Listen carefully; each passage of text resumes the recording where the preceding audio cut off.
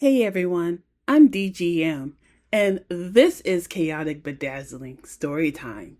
Today we're diving into a real federal case. A licensed physician who turned his clinics into a prescription drug distribution ring, and someone died. It's wild, it's weird, and you probably never heard how this kind of thing happened under the radar. Let's get into it. I am on the IRS.gov criminal investigation press release. This came out January 3rd, 2025. I apologize for any mispronounced names, mispronounced words. So I'm just reading from the press release and I'm giving you my reaction of what I think. So let's get into it. Shakil Khan was sentenced to 25 years in prison with 5 years of supervised release to follow for crimes involving drugs distribution, firearms possession, and money laundering. U.S. District Court Judge Alan B. Johnson imposed the sentence on January 3rd in Cheyenne. A federal jury convicted Khan on December 15, 2025, following a 6-week trial before U.S. District Court Alan B. Johnson in Casper. According to court records and trial evidence between 2011 and 2016, Khan was a licensed medical doctor who operated clinics in Casper, Wyoming, and Fort Mojave, Arizona.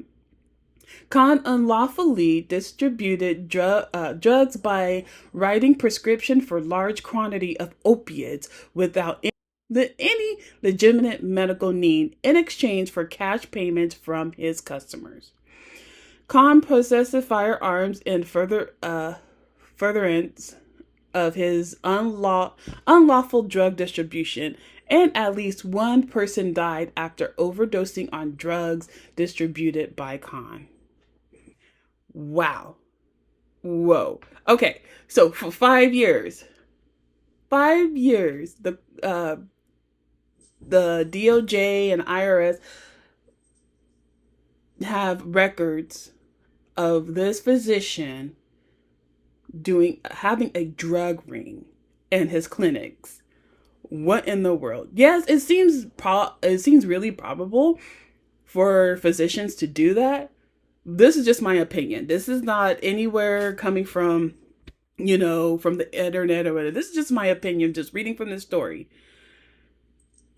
I think physicians have an easy way to do type of drug rings. And yeah, there might be some protocols to not have that happen, but they're going to be physicians or people that can, go around it. And it looks like Khan here did something like that. He went around and figured a way to do a drug ring in his clinics. Anyways, let's keep reading. The United States Supreme Court overturned the original convictions, which Khan was found guilty of in 2019 due to a faulty jury instruction. Oh, okay. So due to a faulty jury instruction. Okay, what does that mean? Let's go search this. Okay. We're just going to go with the AI overview. A faulty jury instruction is a mistake made by a judge when giving instructions to a jury, such as misstating the law or the elements of an offense. Okay, so Hey guys, before I do my explanation of what I think the paragraph is saying, I should have looked underneath how a faulty jury instruction impact a case and read the incorrect legal standard. The jury, so this it is. Incorrect legal standards. The jury is the tier of fact, and it is their job to apply the facts to the law as given by the judge If the judge provide the wrong legal standard, the jury cannot properly perform their duty, and a fair verdict cannot be reached. Let's go back to the video. Judge misspoke of instructions or giving understanding. I don't know if okay. If you like true crime, if you like the court stuff and things like that, if my understanding is correct, when the jury selection, not jury selections, after jury selections, and the jury has a question or a misunderstanding and they need the judge to clarify, and the judge didn't clarify very well, which had this mistake or faulty jury instruction.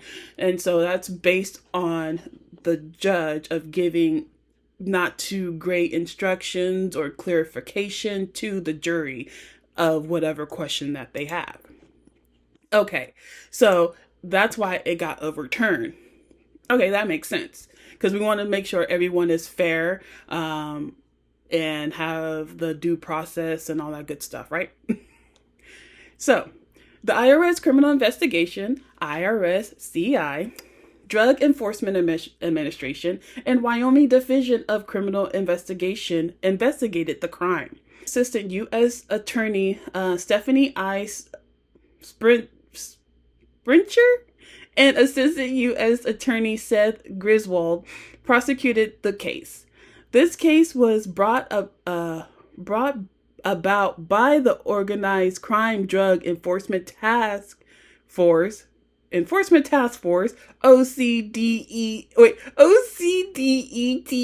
Okay, let's say that again. Organized Crime Drug Enforcement Task Force. Okay. A federal drug enforcement program in the United States, overseen by the Attorney General and the Department of Justice. The principal mission of the OCDETF program is to identify, disrupt, and dismantle the major drug trafficking organization, tackle related crimes such as money laundering, tax and weapon violation, and violent crimes, and prosecute those primarily responsible for the nation's drug supply. That's why they went up in there, because Khan was having a drug ring. They gotta go. They gotta do their thing and make sure this not going to be happening to further people. One person already died due to Khan's giving these drugs, these opioids to people, and someone died. Now think about all the people that he affected as well of the death of that person.